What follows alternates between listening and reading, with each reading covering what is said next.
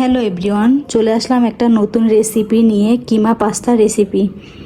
আশা করি রেসিপিটি সবার ভালো লাগবে। চলুন তৈরি করা যাক ঝটপট কিমা পাস্তা রেসিপি। প্রথমে আমি একটি পাত্রে পানি গরম করে নেব। তার মধ্যে দিয়ে দিলাম হাফ চামচ রান্নার রেগুলার তেল আর হাফ চামচ লবণ দিয়ে আমি পাস্তাটা সিদ্ধ করে নেব। অন্য একটি পাত্রে তেল গরম করে নিলাম, দিয়ে দিলাম 1 চামচ পেঁয়াজ বাটা, 1 চামচ আদা বাটা, এরপর অ্যাড করলাম 1 চামচ রসুন বাটা, 1 চামচ জিরা বাটা দিয়ে মশলাটাকে কষিয়ে নেব। এর মধ্যে দিয়ে দিলাম হাফ চামচ লাল মরিচের গুঁড়া, 1 চামচ জিরার গুঁড়া,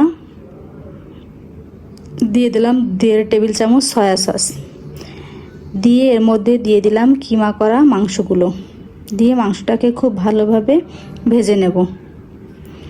মাংসটা ভাজা হয়ে গেলে এর মধ্যে অ্যাড করব গাজর কুচি আর ক্যাপসিকাম কুচি। এটাকেও দিয়ে খুব ভালোভাবে ভাজতে হবে।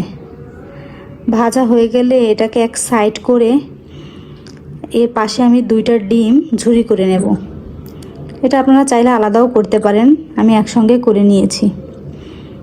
ডিমটা ঝুরি করার পর এটাকে ভালো করে মিশিয়ে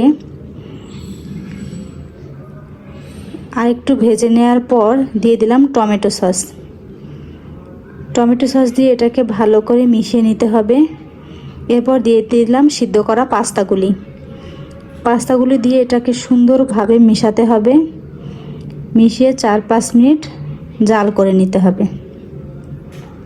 হয়ে গেল খুব ঝটপট তৈরি কিমা পাস্তা রেসিপি। আপনি চাইলে খুব সহজেই এটা বাসায় তৈরি করে খেতে পারেন এবং বাচ্চাদের টিফিনেও দিতে পারেন।